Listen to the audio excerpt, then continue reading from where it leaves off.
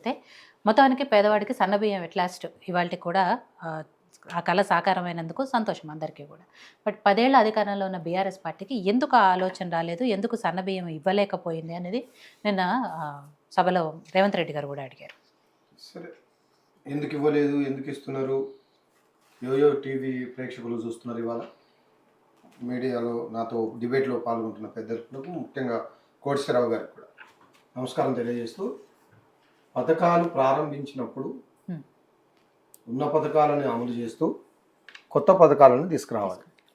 నువ్వు ఇచ్చిన పథకాలు ఏ ఒక్కటి కూడా సరిగా అమలు చేయలే, మళ్ళీ కొత్తది ఏదో పెట్టి అదేదో కేంద్రం ఇస్తున్నది వాళ్ళ మీద పడిపోతుంది, నాకేమి బాధ్యత ఉండదు అనే ఒక తలంపుతోటి సరే ఇవ్వండి, ఇవ్వడం మంచిదే, కానీ ఆ ఇస్తామనే పేరుతోటి కోతలు పెట్టొద్దు. ఇప్పటికే మీరు పెట్టిన ప్రతి పథకం కొర్రీలతో, కటింగ్లతో, కోతలతో అన్నీ అందరికీ అన్నారు. మీరు అధికారకు ముందు అధికారం రావడం కోసం మేము అందరికీ అన్నీ చేస్తున్నాం అన్నారు, కానీ కొందరికే చేస్తున్నారు.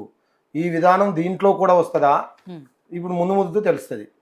ఆ పేరుతోటి అసలు బియ్యం ఇచ్చేసి వదిలేసి సన్న బియ్యంలోనే ముక్కినయో, మురిగినయో, పాడి అయిపోయినాయో, పనికిరానియో పేదలు ఏదైతే అది ఇస్తారులే, పేరు మాత్రం సన్న బియ్యం అనే పేరు మీద ఇలాంటివి పంచుతారా అనేది భవిష్యత్తులో తేలుతుంది. వీళ్ళు కూడా మళ్ళీ రేషన్ కార్డు, గ్రీన్ రేషన్ కార్డా లేకపోతే మళ్ళీ 3 రంగుల రేషన్ కార్డుల పేరుతోటి మళ్ళీ రేషన్ కార్డులు అన్నింటినీ కట్ చేసి కొంతమందికే ఇవ్వాలనే ఒక దుర్మార్గమైన కుట్ర జరుగుతుందని మాకు అనిపిస్తుంది. కాబట్టి ఈ పేరుతోటి మేము సన్న బియ్యం ఇస్తున్నాం కాబట్టి కొంతమందికే ఇస్తాం, ఇప్పుడు వీళ్ళు ప్రకటించాల్సిన అవసరం ఉన్నది. మా ఉదయకాంత్ గారికి నేను రిక్వెస్ట్ ఏం చేస్తున్నాను అంటే, మీరు ఎన్ని రేషన్ కార్డులు ఇవ్వాలనుకున్నారు, ఇంకా ఇంతవరకు ఇవ్వలేదు. ఒక్క రేషన్ కార్డు కూడా కొత్తది ఇవ్వలేదు. రేషన్ కార్డులు ఇవ్వండి, ఉన్న రేషన్ కార్డులు వాటిని కలుపుకొని ఎంతమందికి మీరు ఎన్ని బియ్యం ఇవ్వబోతున్నారు, మన దగ్గర ఉన్న స్టాక్ ఎంత, కేంద్రం ఇచ్చేది ఎంత, దానికి ఒక క్లారిటీ వస్తుంది.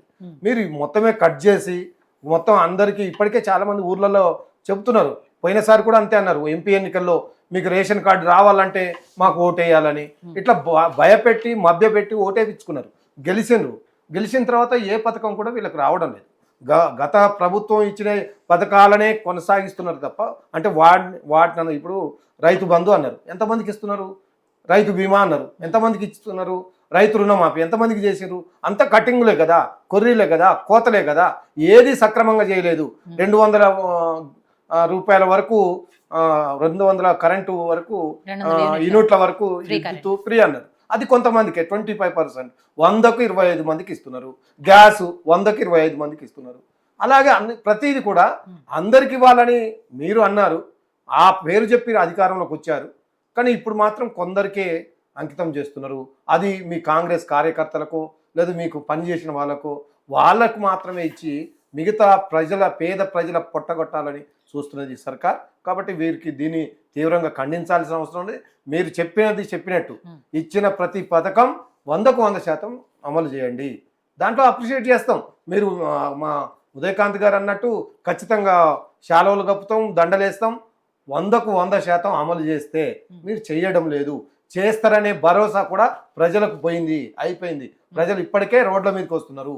ఏ ఒక్క దాంట్లో కూడా క్లారిటీ లేదు, ఏ ఒక్క విషయంలో కూడా మేము ఇది చేశాము, ఒక్క ఉచిత బస్సు తప్ప అన్నీ తుస్సే అయిపోయినాయి.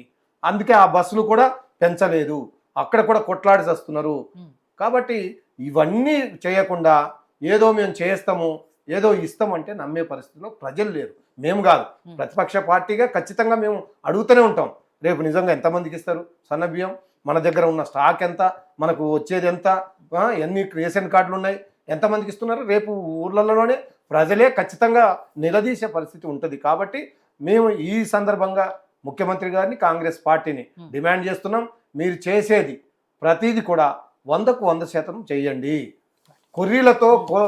కొర్రీలతో కటింగ్లతో వాటిని ఆపాలనే ప్రయత్నం చేయకండి, పేదవాళ్ళ పొట్టగొట్టాలనే ప్రయత్నం చేయకుండా ఈ సందర్భంగా మీ ద్వారా తెలంగాణ ప్రజలకు, కాంగ్రెస్ పార్టీకి విజ్ఞప్తి చేస్తున్నాను. దొంగ అని అనడం మనము విన్నాం సామెత, ఈరోజు అదే నిరూపించబడుతూ ఉన్నది. ఈరోజు ఈ పరిస్థితి తెలంగాణ రాష్ట్రానికి రావడానికి గల కారణము గడిచిన బీఆర్ఎస్ ప్రభుత్వం అన్న విషయాన్ని మన మిత్రులు రామ్మోహన్ తను గుర్తు చేసుకోవాల్సిన అవసరం ఉన్నది. ఏదైతే వాగ్దానాలు చేసిన వాగ్దానాలు పూర్తి చేయాలంటే ఖచ్చితంగా ఖజానాలో డబ్బులు మన మళ్ళా- ఖజానా మొత్తం మళ్ళా ఖాళీ చేసేసి, మొదలుకొస్తున్నాం. అప్పులు మళ్ళీ ఓపెన్ అడగాలి. చేసేసి పెట్టిన తర్వాత ఈ రోజు మనం పూర్తి చేస్తలేమనేసి అంటారంటే Hmm. వాళ్ళ యొక్క అసమర్థత గడిచిన 10 సంవత్సరాలు ఎట్లుండదని చెప్పేసి మన మిత్రులు మరొకసారి గుర్తు చేస్తున్నారు తెలంగాణ కోటేశ్వర గారితో మాట్లాడిన తర్వాత మాట్లాడదాం.